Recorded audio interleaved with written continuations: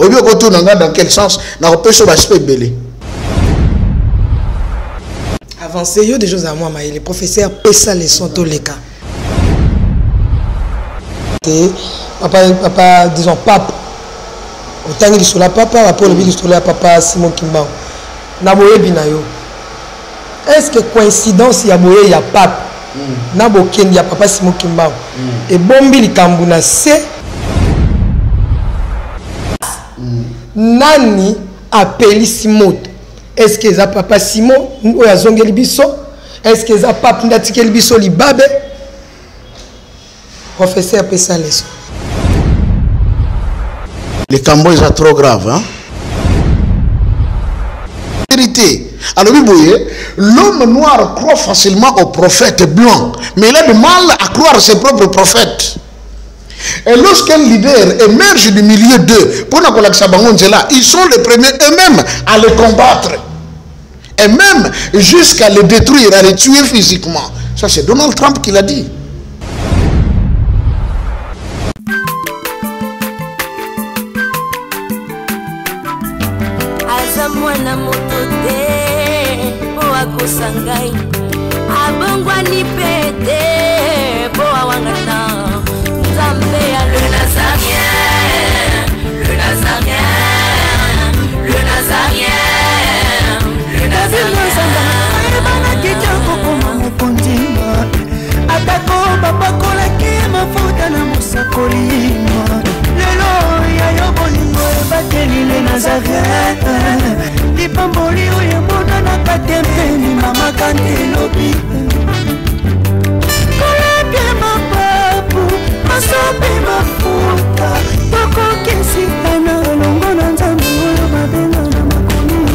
C'est avec un grand plaisir que nous vous disons bonjour et bonsoir, bien-aimés dans les Seigneurs, très chers internautes, nous vous aimons beaucoup.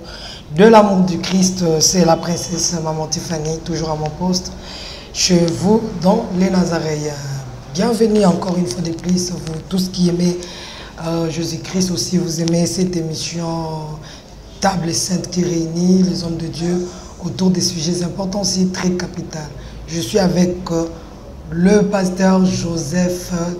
Donc, je peux dire le docteur Joseph, c'est lui mon invité spécial du jour. Avant toute chose, rendons grâce à Dieu à travers ces cantiques. Hein? Ma maman la princesse, ma papa la princesse de l'Éternel, Binonion Sotobo s'abonner avant déjà de dire bonjour à papa Joseph Kikonga qui est sur ces plateaux de les Nazaréens. Donc après un long moment, aujourd'hui nous sommes avec lui. Rendons grâce à Dieu et on se retrouve tout juste après. Régie à vous.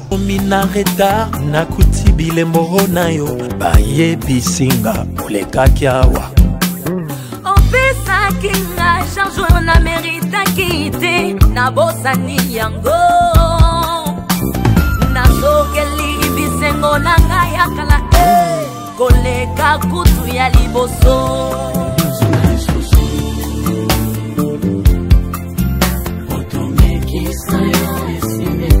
Yesu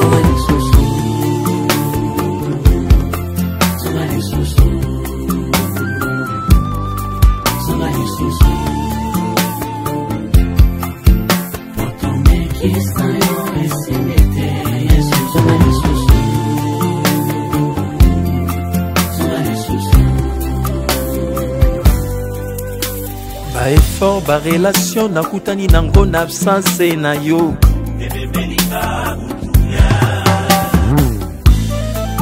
La Bible dit je vous laisse la paix, je vous donne ma paix, je m'adresse à mon pays. Sans Jésus on ne peut rien au Congo. Vous avez bien dit évangéliste.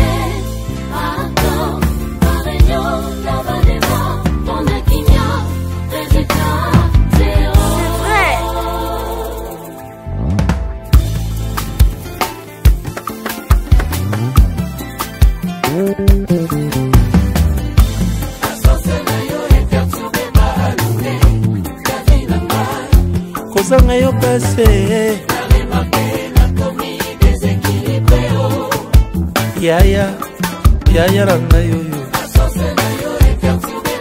Merci de retour sur ce plateau. C'est Cantique a fait plaisir énorme à Papa Guy depuis l'Afrique du Sud et Ndoï de moi-même, Tiffany. Labala, que Dieu te bénisse. Pourquoi pas maman Lauriane Labala et toute la famille Labala. Je dis aussi des bisous à ma soeur de moi-même, Nikab depuis les Issa. Excusez, que Dieu te bénisse abondamment. Maman Betty Kokelia, maman chérie, que Dieu te bénisse. Maman Mariam depuis la France, que Dieu te bénisse aussi abondamment. Toute l'église évangélique, église évangélique Bethel, donc mission évangélique Bethel, que Dieu vous bénisse. Je vous aime tous de l'amour du Christ. Comme je disais au départ, je suis avec Papa Joseph Kikonga, donc le professeur Pessa Leçon. Tous les cassés depuis 2022, tout le monde a été. Lélo Tozanaye, shalom, bonjour. Shalom, bonjour, maman Tiffany. Bonne santé. Oui, Dieu fait grâce comme toujours. Tout le monde a kala. Depuis 2022. Oui, depuis 2022, donc comme Tozana Okane Bandeli, je dis encore meilleur vœu, bonne année 2023. Donc, continue à février. Ah oui, mais bien sûr. Voilà, merci. Nayope, ma meilleure vœu, Joseph Junior. Joseph Junior va très bien, son frère et sa sœur également vont bien. Gloire à l'agneau. Merci, Yamboto Banda. Topé Sambota papa. Exactement. Voilà. Okomba tata. Et Amona. Et Amona Mossa. Merci, et c'est Pensi Bakimbagiste. Il y a solo, puis na balinga émission oyo balanda ngona motema na bango mobimba pe ba félicitaka biso na ba correction na ba remarque na bango na ndenga bien. Merci beaucoup Papa Joseph. Mbote na bande ko bakolanda biso. Oui, en tout cas, maman Tiffany, pour la première fois du mois, c'est vrai natanga bakomba batoté parce que toboyaka et on déjà travaille na bino. Mais na pesa mbote na bandeko nyonso oyo bolandaka biso à travers le monde entier. Et j'ai également compris que bolingaka maman Tiffany parce que Mikolo to salité ba question zaki ebele. Papa Joseph, mais même na maman Tiffany pe bongo boyebi katani pas maman Tiffany pe sili. Tikalika Canal Congo, toujours dans le Canal Congo. Mais maman Tiffany, est-ce que vous avez un problème? Qu'est-ce qui se passe? Bon, Bishop a regardé que moi, hein? Est-ce que le problème est allé? Sinon, il n'y avait pas de problème. Maman Tiffany qui n'a pas de pomme de terre, hein? À Bossara Kingali. À Kenolia, pas pomme de terre, à Kenola, tu as menton, ma lili. À Tikinga, na Kinshasa, na Moya, mon moniteur, ma papier, mon choix avant. Il y a aussi déjà que c'est pour la manda, mon méga, na Tikalaki. Il y avait ça qui m'a retard. Aïe, tangaye, à 8 heures récupéré. Retard, oui, puis ça m'a qui donc voilà. Papa, ofuta mutuna ndenge na ina tanaye. Papa ofuta mutuna mutu. Na ndenge na ina tanaye. Les paniers circulent encore. Papa Kiss, na biso ezaka pona loba eteke na oya France. Na biso na loba ke ngoza likam na bande kwa kimbangiste. C'est vrai. Papa Kiss altombo kialobi pona yango to yokana te. Comment naza na France tina zongi to monanité. Na papa Kiss limbisa yango lisusu dodo kele. Dodo kolo voilà. Papa Kiss alobi fallait ngande na kozwa na aéroport na papa Kiss limbisa yango la sengi sous na libosa bato France est silité na bien la boyena ngako sala soni elle va te montrer papa c'est comme maman Tiffany a déplacé qui moi moké la boyena ndo baki azana bino kona na France comme papa pesa biso coordonner kota salito que no luka banga luka yo na bi wande kona ngale bazalaka na biso papa Kiss asengai vraiment je suis désolé to koyoka la te maman ngabi papa pardon bolimbisi na bi kembala sima wa to bomba te to koloba déjà avant que tozoya boya koyamba biso to kozala place boye même ali na bino ebelisinga vraiment papa soki bato poto ba okabelo mbongo il faut que zo na considération soki ba pesi ata $20 vraiment salele lokoyo ba pesi li pe kumisa nzambe mais na lobango toujours maman Tiffany soki eza na bato bayokaka pasi pona kozwa mbongo eza bande kwa poto biso sikoyo na Kinshasa tokanisaka na poto nzete moko ezako na soki mopepe ye kaka makasa na ngwe ningani ba ere koyi te balamukaka treto balalaka treta batravaillaka mingi baza na bacondition ya pasi mvula oyo ebetaka epa na biso yango te ebetaka epa na bango biso mbula ekobeta wa mwa mopepe koto matete basindaki basali boye wana mike kuna ezaka batornade de ce que est-ce que est frein du monde ou bien tout ça va continuer à mokili c'est ça l'Europe Yana le bakanzamba ça tellement bien à créer équilibre que ayebaki meke biso bandako za makasi te soki ba tornade ya bandako do c'est ka mokolo moko. Ya moni bombula na biso ya ka momo pepe moi bakake moi nini esili bandeko poto bayoka pasi. Le temps ngana zakana soki ndeko moko apota le papa ouais natinde mo moke awa et que ne pona kotonga yelu chez le natinde moi $30 au somba crédit na le bakapena merci de tout mon cœur. Parce que n'a vu qu'à souffrir. Et puis Natala, quelle volonté ils ont. Maman, tu fais ça me dépasse. Et on a comme si à poto batinda ka contribution yankamba au moins on motomo ko tindi $5,000, $3,000. Ay papa on a tindi na sana retard pour nankamba. Memelanga yo ke no kopesa. 1,500 memelanga ke no pesa. Je dis ah 1,500 pour zongo et ça le kola SMIC salaire à 100 mobimba. Ma sacrifiango pour Nzambe et ça dit beaucoup. Yango moni ndenge biso ba Kongo tolobaka kende na komona kasi na koyoka te omoni yo bana koyoka siko ke omoni yo moko. Je pense que ba jour monsieur ozali la difficulté moyo bimeza te papa wana ya lisola kati même là jo na belia na zongi eza malili. Okay. Papa non nana yoka malili ya modèle wana te. Je vous dis je fais la France, la Belgique, l'Allemagne kolobati. Okay. Na moni neige ndenge kiti. Okay. Na seule expérience mais za place na ko supporter te mais na ko lemba te. Le quoi papa sa fungoli nzela na ko yakaka. Il fallait ça la stage que ne mingi na est pas na biso. Parce que vous en a Russie c'est qu'on a c'est fini les apotres. Mais Afrique du Sud ben expérimenté en gros hein. En Afrique du Sud ben expérimenté. Merci na bande ko nyonso bozana poto bo sa makasi poete botonga na Kinshasa botindi la bande ko labino. Vraiment je suis de cœur avec vous. On a ochomo na itenga. Itenga penjetenga boza pinza bilombe. Papa bonne santé à papa Simon Kimba Okiangani. Papa Simon Kimba Okiangani va à merveille. Nzambe moli mon centre, l'infatigable, la boussole. Oazo la xabiso nzela. Hein? Oui, parce que sans y est à la caca. Yem to sala bisoto sala. O pena to bakana bakino ke non.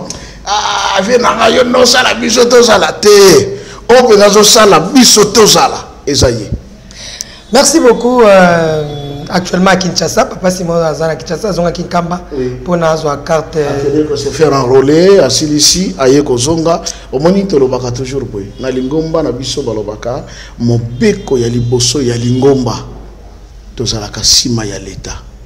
Tosa l'État.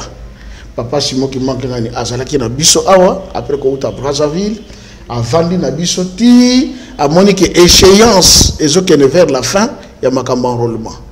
Or, biso na lingomba papa likamuno sa salaka Yerusalem. Neto zabi maman Tiffany. Atanga na yo lelo to longo to na centre. To moni papa to sololi. Oyo kaka na soka ko bisa yo. Ah na sepeli le ko la boye to sololi kasi bolanda na Yerusalem. Po makamuno se kanga belande kuna.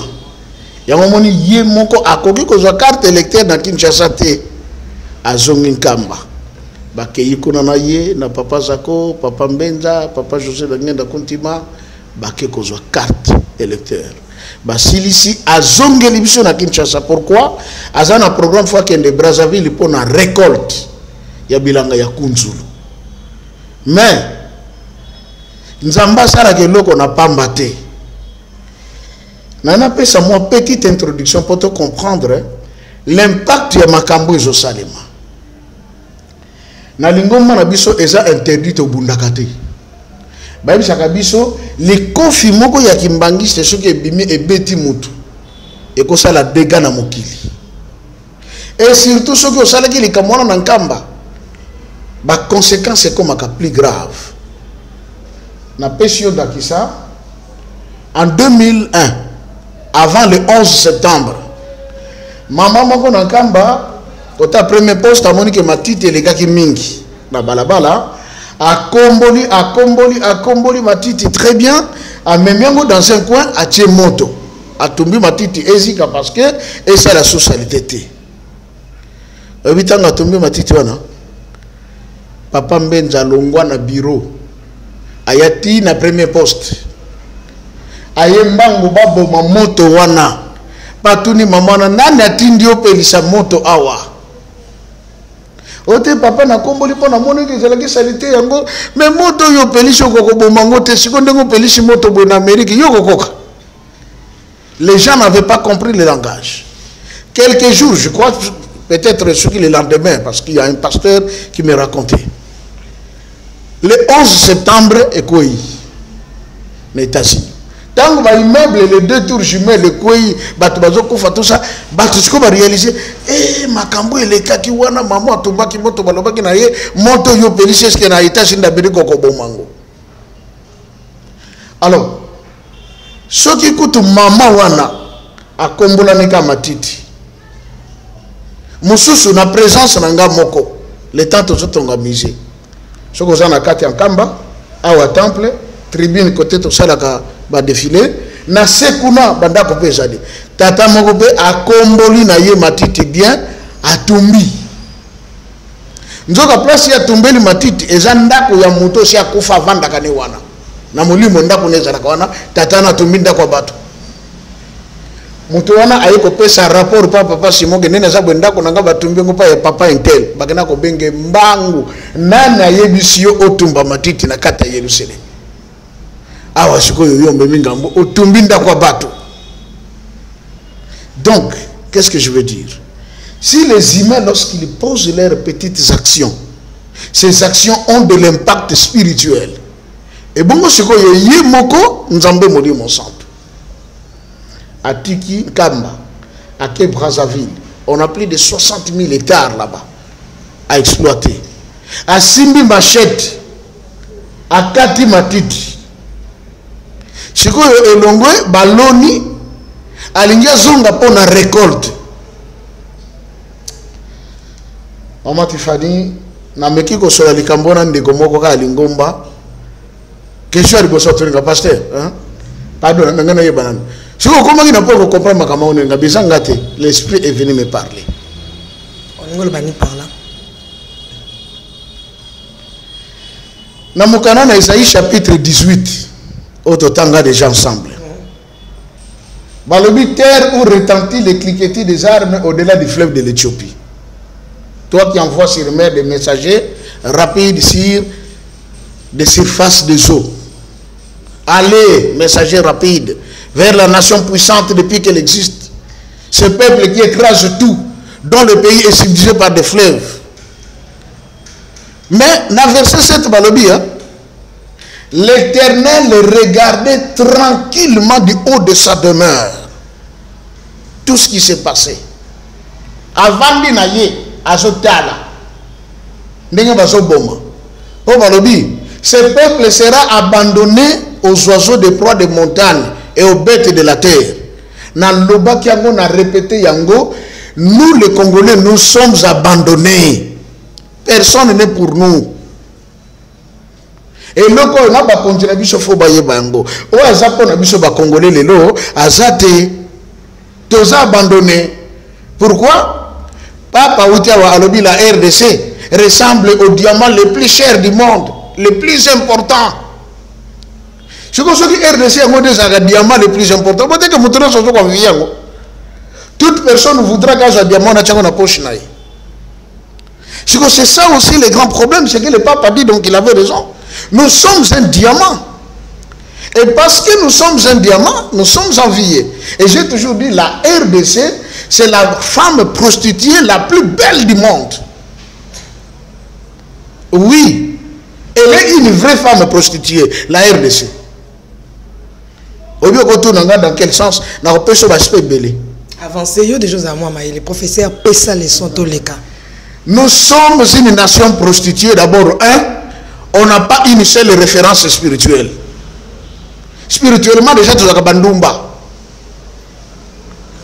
Tel Congolais à sa catholique, tel Congolais à sa protestant, tel Congolais à sa kimbangiste, tel Congolais musulman, tel Congolais franc-maçon, tel Congolais écancard, tel Congolais rosé-chrétien. Voilà, on est déjà prostitué spirituellement. Ce qui te dit, sur le plan politique, tout ça sous va prostituer. Ngana sana PPRD, ngana zalaka na IDPS, ngana zalaka na INC, ngana zalaka. Prostitution sur prostitution. Idéologie moko, exacte. Sur le plan militaire, l'armée n'a vu sur le lieu composé dans l'armée belé. Nous avons les FARDC, tout comme une force EAC, ok? Tout ça dans MONUSCO. Même dans l'armée, nous sommes des prostituées. C'est ça le grand problème. C'est que le pape a le but, tout ça diamant. Nous sommes la femme, la prostituée, la plus belle du monde. Tout le monde a ce convié. Mais papa Joseph, tant qu'on a côté la koboye, nazo kanisa mingi. Non, tangabi papa Joseph y est bongela biso ka moi question réponse. Question réponse. Enfin que professeur a passé leçon bagou danser na bagou différent et bima. Papa Joseph, tu as prostituée, il y a au lobby Lelo, qui est la femme la plus belle, prostituée, mais elle est plus belle. La plus belle du monde. Voilà. Mais papa Simo Kimbang, il y a un peu au coucou misango, mais il y a un peu papa Simo Kimbang, aya qui peut appeler sa biso. Spiritualité, politique, na, donc religion, science, na science. Mais tant que vous avez toza déjà na bondumba na makamboana. Oui. Pourquoi ezaki to donc yango ne sali kitoko na biso.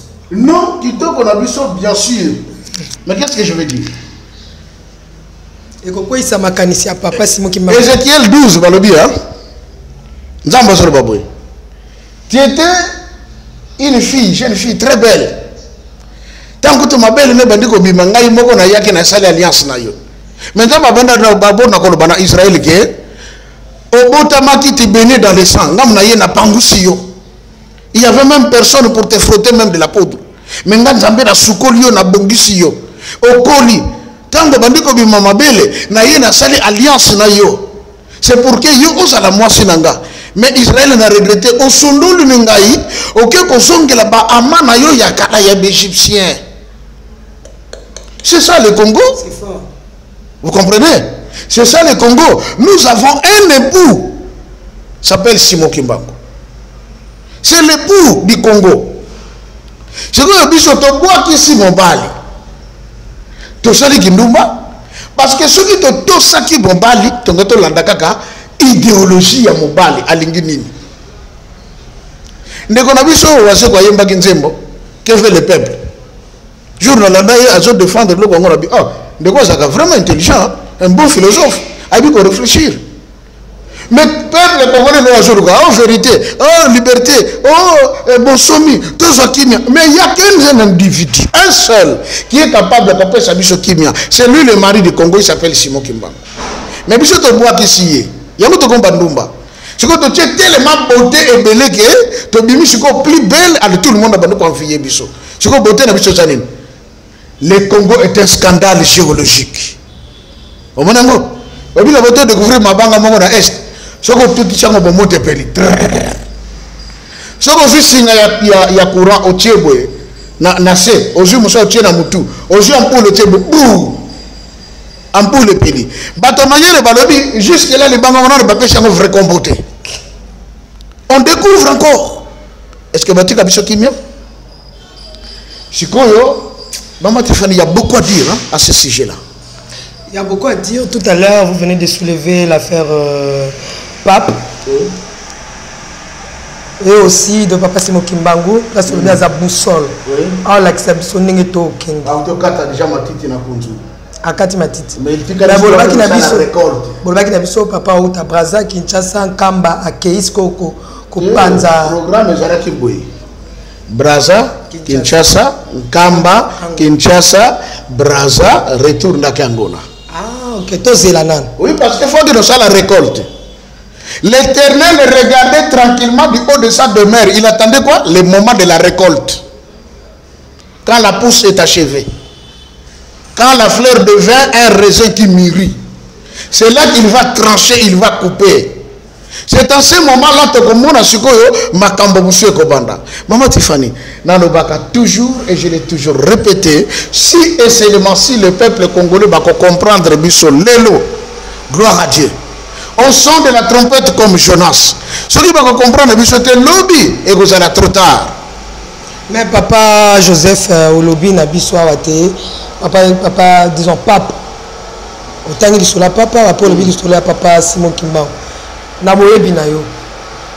Est-ce que coïncidence il y a boye il y a pape nabokendi ya papa Simon Kimbangu et bombi likambuna c'est pour na nini te pamba te batuloka ba biso to zela ki ete papa Simon Kimbangu azala mabele ya Kinshasa pape pe azana mabela Kinshasa. Mais coïncidence wana est-ce que bombi eloko na se landi sela ngona motuna oyo bokendi ya pape na boye ya papa goma kuna mabeye lisusu makasi nani appeli Simon? Est-ce que ça papa Simon ou ya zongeli biso? Est-ce que ça pape ndatikeli biso libabe? Professeur pesa leso. Bon, merci maman Tiffany. Les cambo est trop grave, hein? Ceux qui sont en bakonzi au bakolanda biso et le kanga na sengi ba mona te que pasteur abandi ko attaquer bakonzi. Mais va comprendre qu'en tant qu'homme spirituel, tu as un rôle ya kosunga.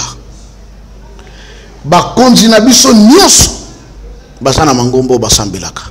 Basana ba père spirituel. Tango papa ye namoni bakonzi na biso baso yemba, bale ba communion. Bansoube na ba dimanche pe bakende pe na église na bango. Qu'est-ce que je veux dire? Mikoleleki maman Tiffany Nalandi, un ancien président de l'île Maurice. Alors, après avoir exercé en tant que politicien, j'ai fini par comprendre qu'il faut qu'il y ait une approche entre les politiques et les religieux. Qu'il y ait cette corrélation. Parce que sans cette corrélation, il est strictement difficile de conduire les humains sur la terre. Parce que il y a des choses que les politiques répondent au peuple. Mais il y en a que les politiques sont incapables de répondre au peuple. Seuls les religieux peuvent les répondre. Et même quand les religieux doivent répondre, et les politiciens y trouvent leur part.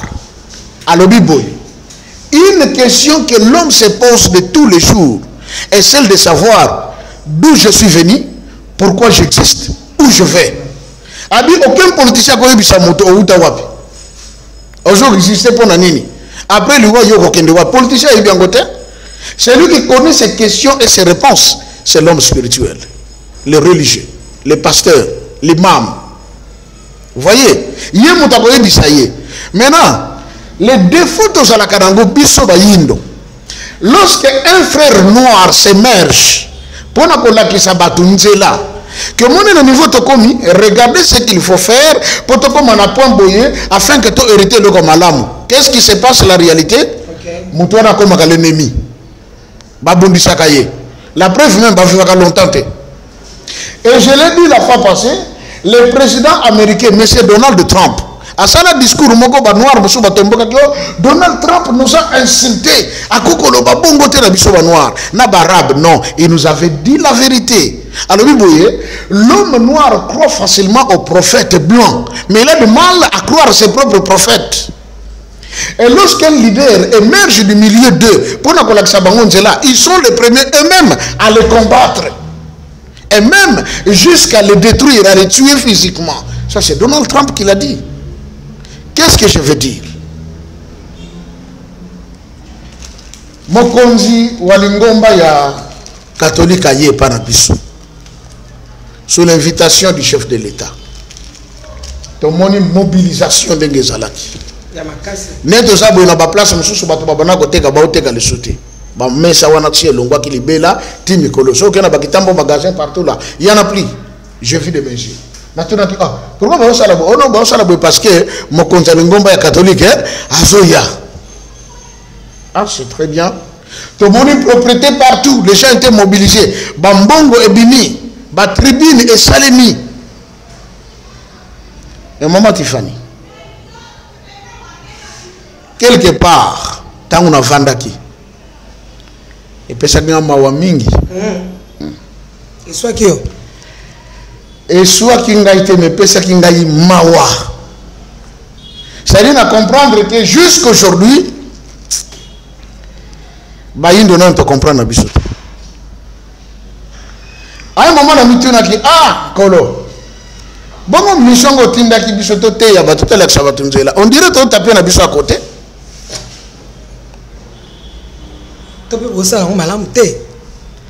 Non, moi je suis conscient que je fais bien mon travail. Ce qui est le long d'ambassou moli monanga. c'est un bon et fidèle serviteur. J'en suis sûr.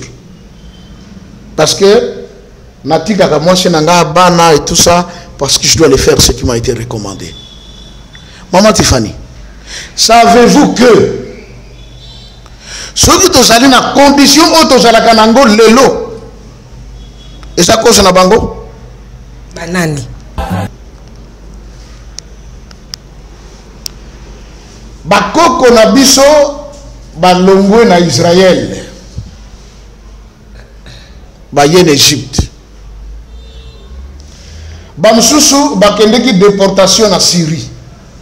Nathan ya roi Antiochus Épiphane.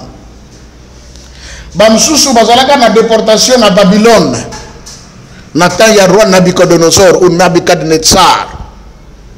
O babengaka le tsar. Mais après 70 ans d'exil, ceux qui étaient à Babylone sont revenus dans Jérusalem. Une partie de ceux qui étaient en Syrie, bazongate. Au moins quelque part, oh Paul, écoute, c'était un étranger, un vrai israélite, non, je suis hébreu moi aussi, de Tars. Tars c'est ça, la Syrie. C'est-à-dire, bakoko ya Paul, bakendaka exil. Et bien après, en 63 et en l'an 70, lors de la guerre menée par le général Titus, bakoko rabiso batiki Israël bakimi na Égypte. Okay. Tango baye en Égypte bafandi barbi oya liboso bakoko bazalaki awa. 4 siècles après, bakomaki baumbu. Soki to kobi kozala awa biso pe to kozonga kozala banani baumbu. Ba invoquer tata Nzambe mpungu tulendo. A placé devant bango les anciens eux segele ki batambusa bango babono benga bango bankaka tina hébreu on les appelle kaka. Et parmi les bankaka qui ont conduit les enfants d'Israël, Moutaliboso s'appelait Nembemba Zulu, l'aigle du ciel, comme Bamoto. Atambusi libota ya isolele. Bakoma qui mélangeait na une partie ya Esau. Na ba ramasi lokola ba mileke, les Amalek. Na une autre partie, il y a tribu monsieur Zalaka awa Congo par Nabiso. Je ne vais pas en parler pour que comment peut-être que j'ai lésé les gens. Baza mingi na contrée abandonné. Ba uta na Irak. Ba mataka na banzete milai, bazobina, ba lati biloko belé la loketo. C'est un peuple qui avait suivi les Isolélés. Ne babimi na Égypte. Babandi kokende vers la véritable terre promise, là où coule le lait et le miel. Maman Tiffany, vous êtes pasteur.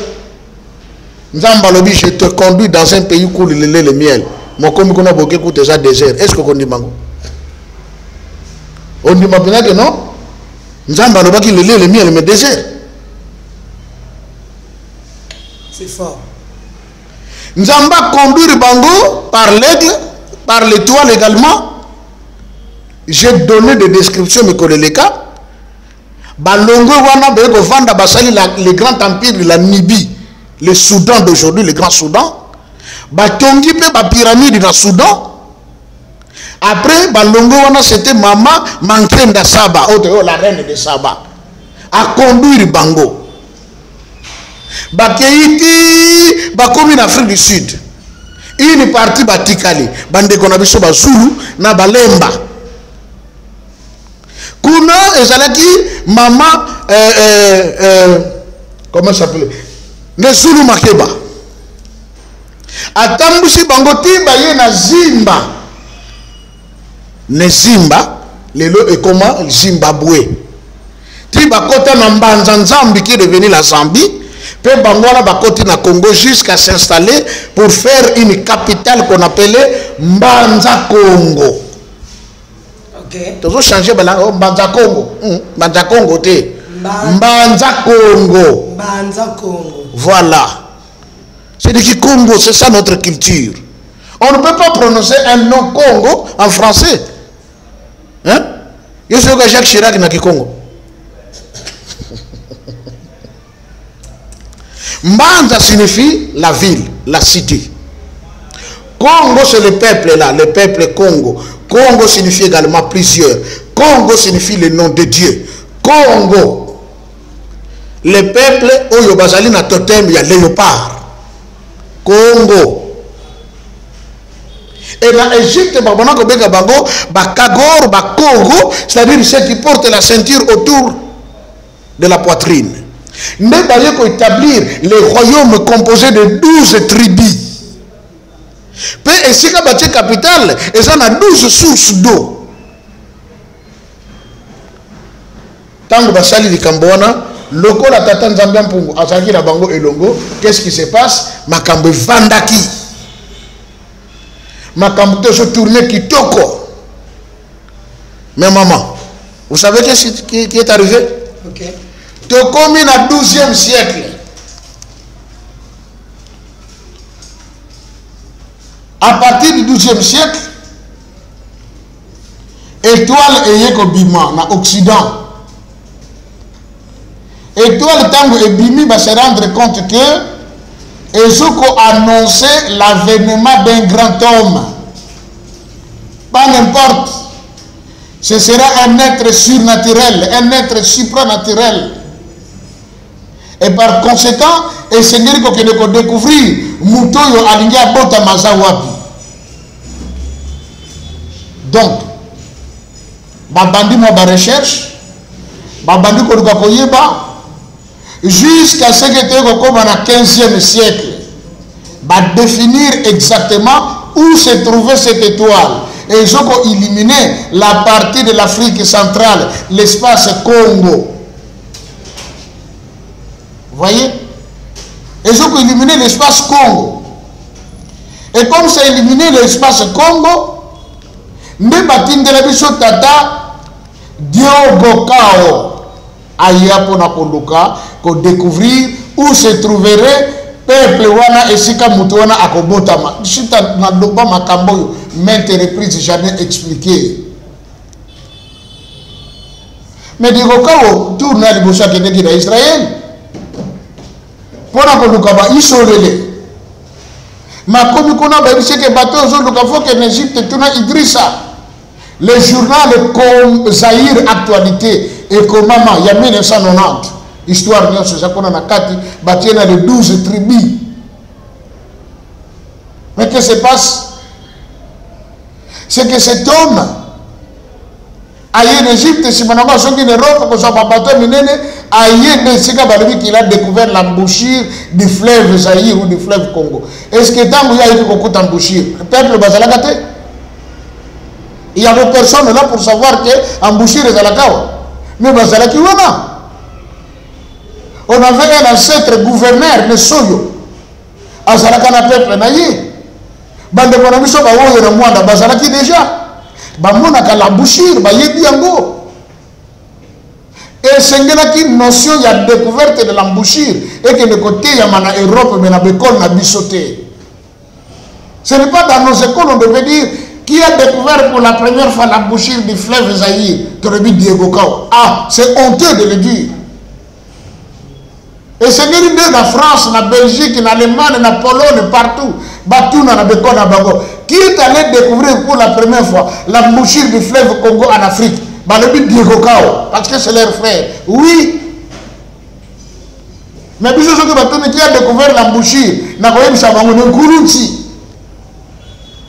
qui a découvert l'embouchure n'a pas eu Chabango et c'est là qui ne soyo qui a découvert l'embouchure n'a pas eu Chabango et c'est là qui ne oyo. C'est clair. Tant que va découvrir. Et quand Diego Kao arrive il découvre l'embouchure Natuna qui moutouna la bémission et de la fois passée. Qu'est-ce qu'il a construit là-bas l'embouchure? Qu'est-ce qu'ils ont placé là-bas l'embouchure pour échanger vie à Bissot Congolais? Rien du tout. Rien. Mais, la théorie, on est venu dans les cours de ce conteneur pour côté Yango, que la Kisagobana, ce que moi on a reproduit, on a bien été, moi on a super zéro. Oh, ça m'a dit l'été. Oh!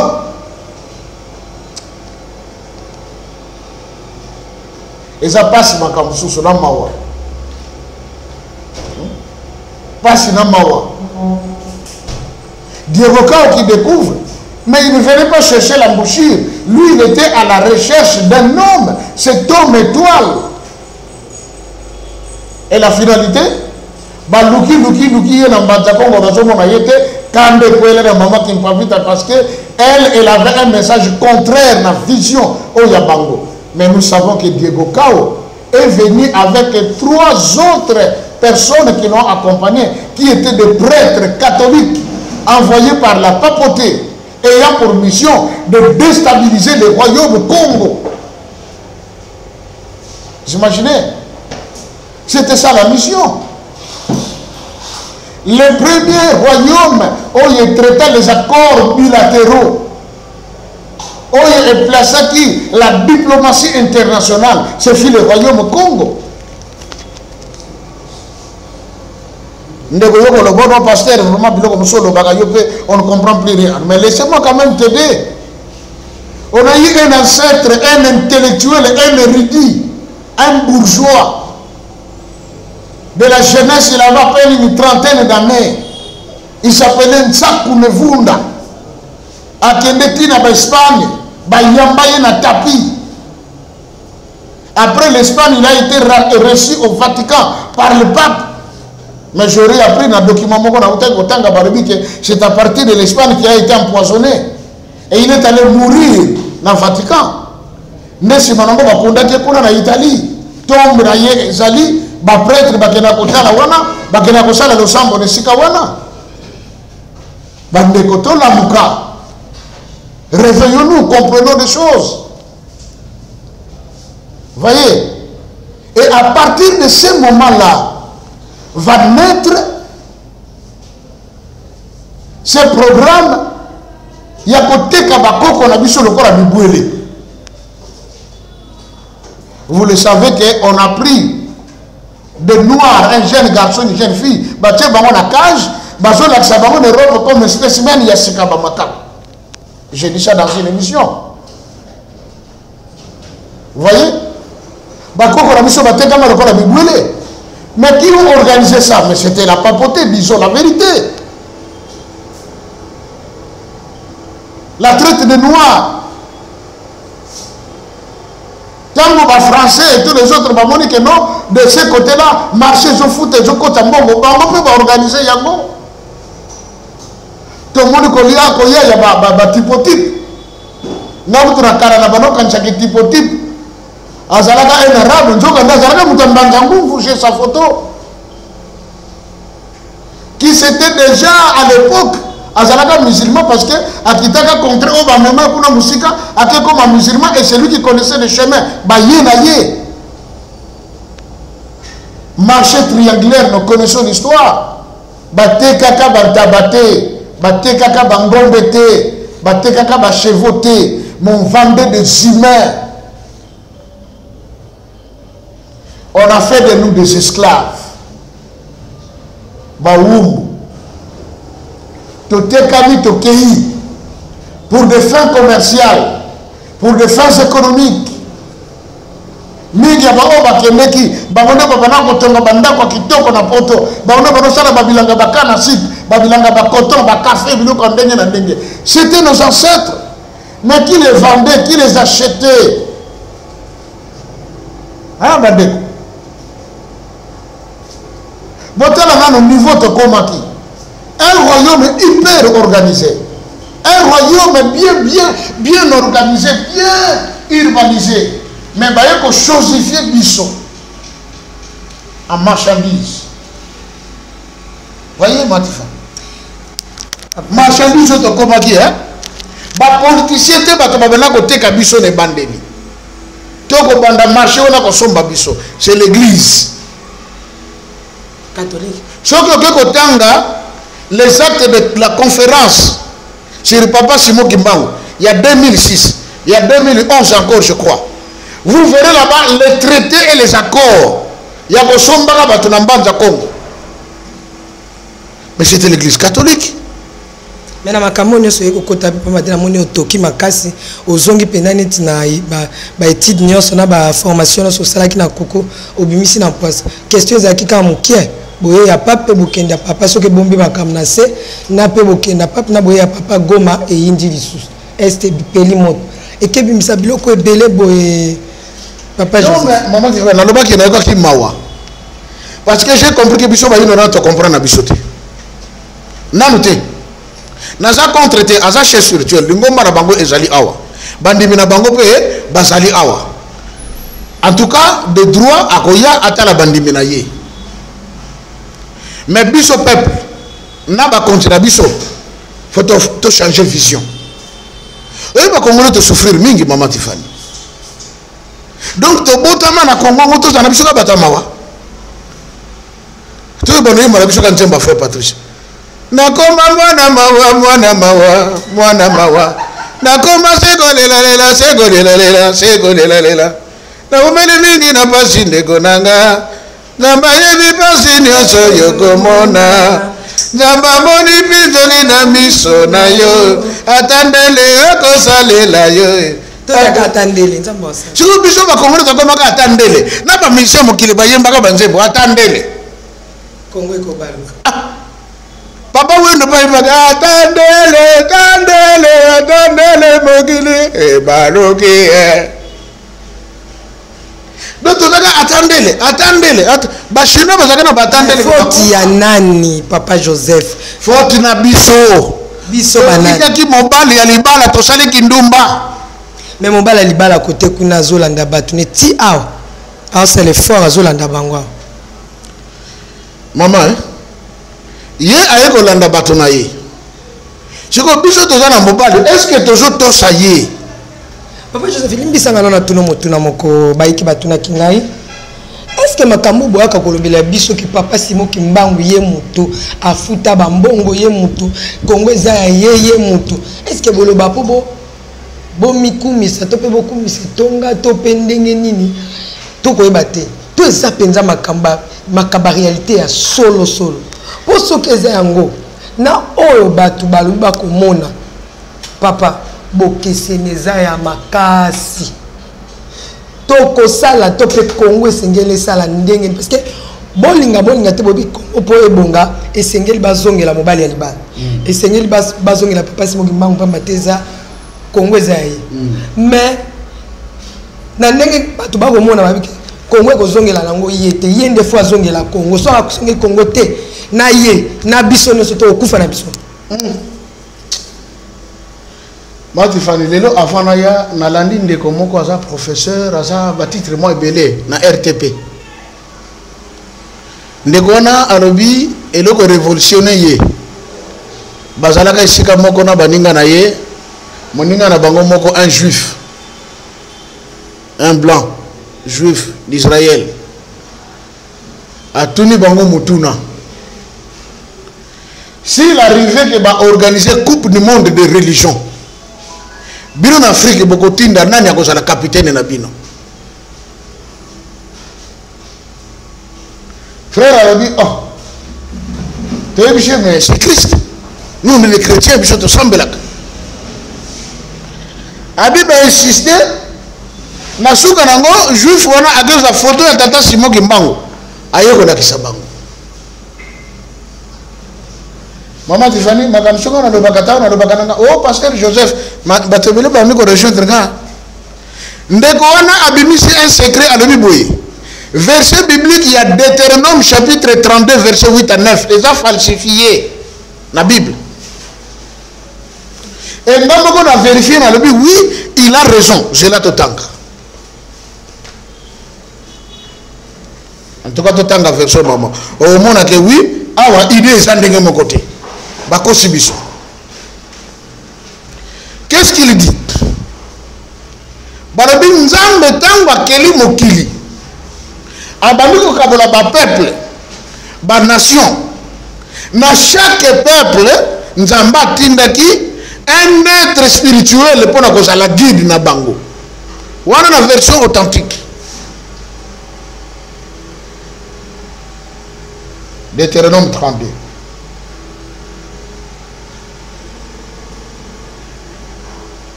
Putain, quand même, qu'est-ce que c'est?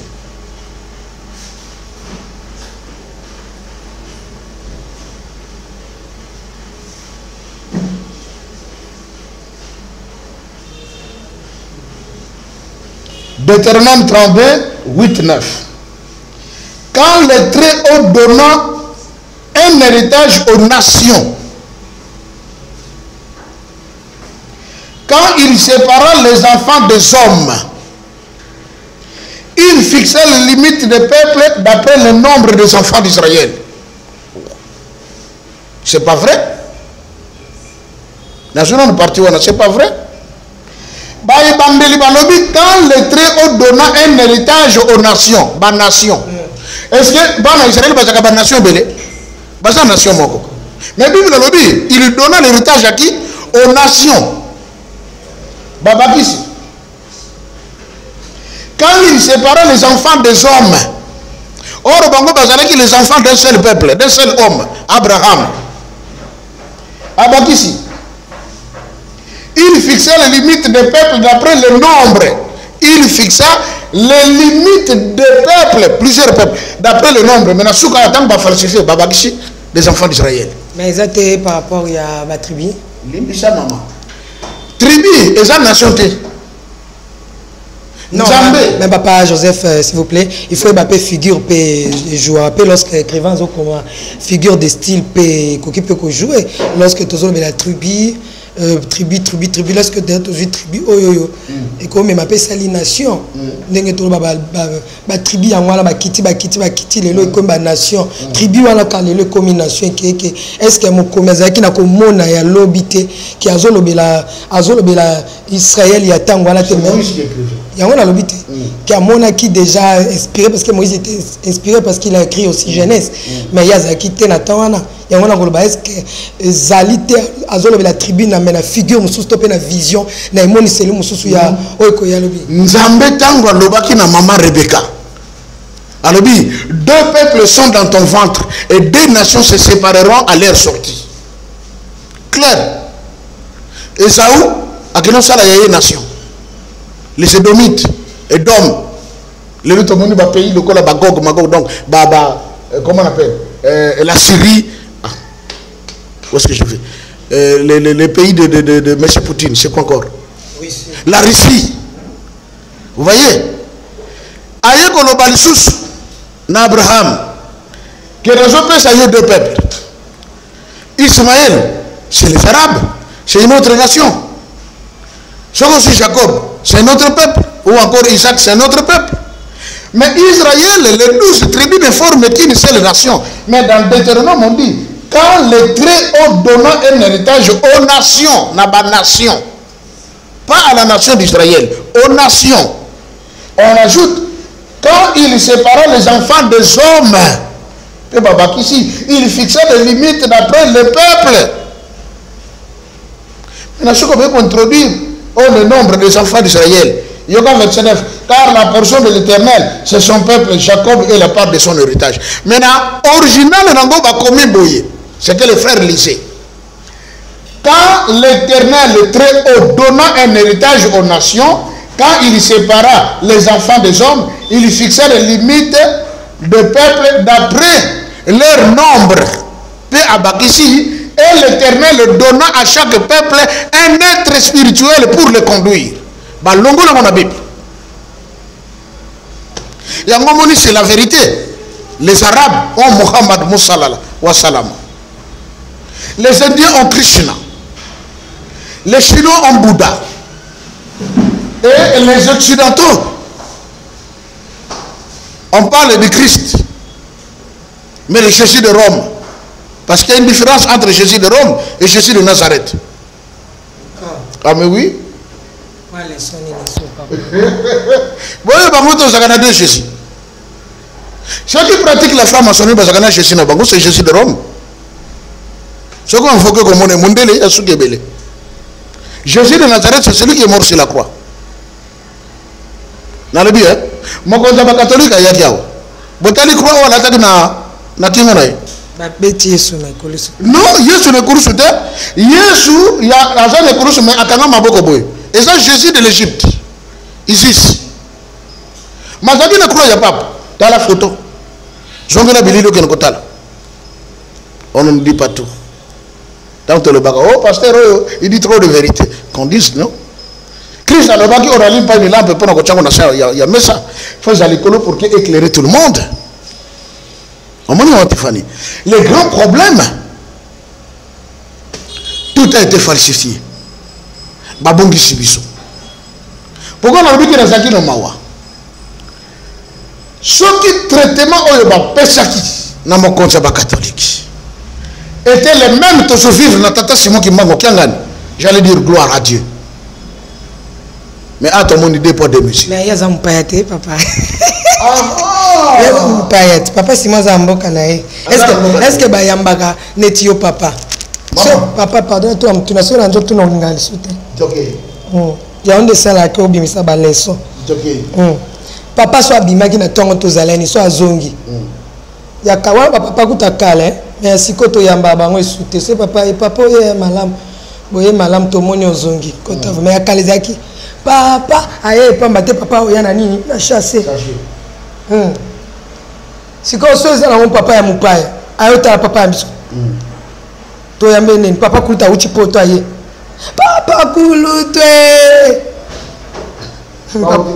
Papa Simo Kimbangu chassé à biloko ni azobomba na ali na complexe sote ma amener za la carte et sur moi le mola au mar question silite OK bilo za la carte chassé na saki na bombi na ami monta bana le ba papa mikolo bazonga na baonda ku sa chassé ni mbongo na carte le ba papa fonctionnaire papier wana ye azu biloko za ki na carte ya bimisi asali mesa senga mbongo te asala bo asale lokote aye ni on se zaki na kacha saki na e alakisi mbisa lande sikama ezo chole papa bon mbisa lande sikama ezo papa Simo Kimbangu amina biso ya zala biloko ngazala akobomba bapa bakolakisa tokende pana na lebi boye mama papa yake ayeli biso nini tolo ba fréquence ayeli biso nini atikile biso nini pour le biki ye na saki na yaki na biloko message te. Et bon, tata Simo Kimbangu na litango ya kapé sa message te. Pardon à tout na motuna na ko bakisa kana ko koloba. Papa tango ye apesi message ya mboka. PAST. OK. Papa Simo Kimbangu akotala makambo loko akomona talo big ba kondinde ba kende kune panai. Mais papa zelite ba ye moko ye. Situation est ko sala nga passe. Alobi et bon peut tata mbongo pa lobeli papa tozana passe est boy. Mais papa Simo Kimbangu akotala makambo. Bako boma ba congolais il y a 51 jours où le papa Simo Kimbangu na salaki awa message na saka le biboy na ba kontina 5 bino bo batela mboka pamba te Congo eza mboka bilaka yango ko tambisa Afrique pe mokili mobimba omoni bo batela nini mboka mama Tiffany na uti ko lobake et le Sénégal mawa. Si on m'a pas iranien ndenge basalaka devant le mola. Ma vente à Kanambuka na bangote. Asa mon pa été au pa wuti poto hier ayina sachet. Ngana le barabiso ba congolais. Mabe auto sakanango. Soki ndeko wuta kina bandondo ayina basafu. To wuti na ngona Congo central. Ayina basafu. OK ba basafu na pa fosa na mbaso na kati. Mais le la chemise avec ça, c'est où en France. Wana et ça le milieu mabete. Vous comprenez ça? C'est ça notre aliénation. Bon, oui, c'est bien. Ayaki, Azalaki Nabiso, Atei Bandemi, Alobi Akoka Koloba. Mais tant que quelqu'un a monté pédi. Donc, c'est pour Nanga, Ayaki n'a Kimiate. On peut dire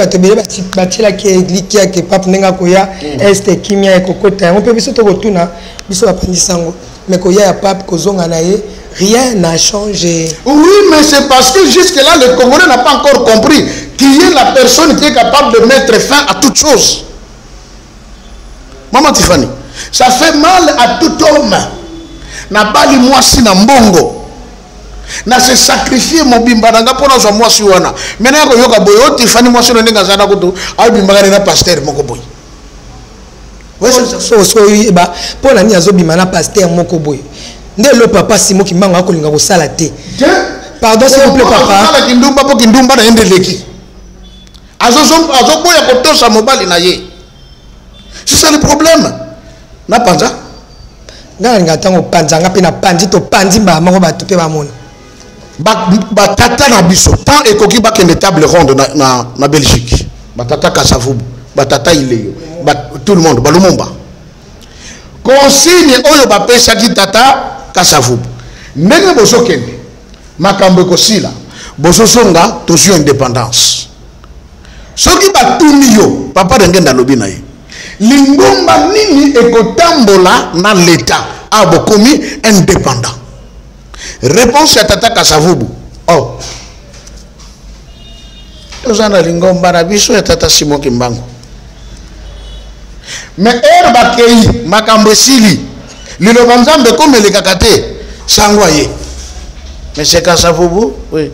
Maintenant vous êtes devenu indépendant. La Belgique vient de vous accorder l'indépendance. Mais la politique va de pair avec la religion. Quelle est la religion qui va marcher avec vous? Regarde la réponse. Mon père, nous avons toujours été avec vous. Mon père, nous avons toujours été avec vous. Mais na papa d'angé na lobaki. Elingo le bateke bino ndi bo tambusa biso. Limbisanga. Tozala kaka na bino. Limbisanga. Tango batuni le susu, réponse à Bakisaka. La fin de religion verra ça après.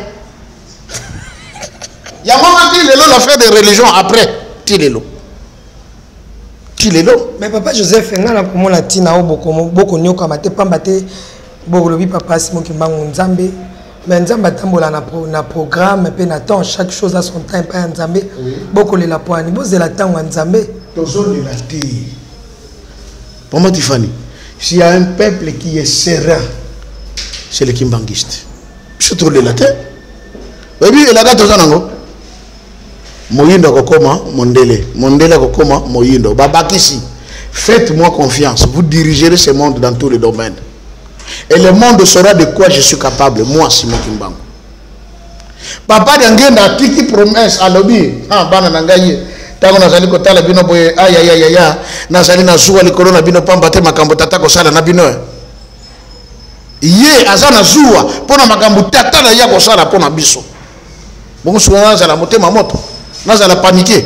Non, on a paniqué. Ça fait mal quand on voit bande qu'on a biso ndenge tozo souffrir na katamboka tout simplement parce que l'eau photo tene sika tozo tya yango te.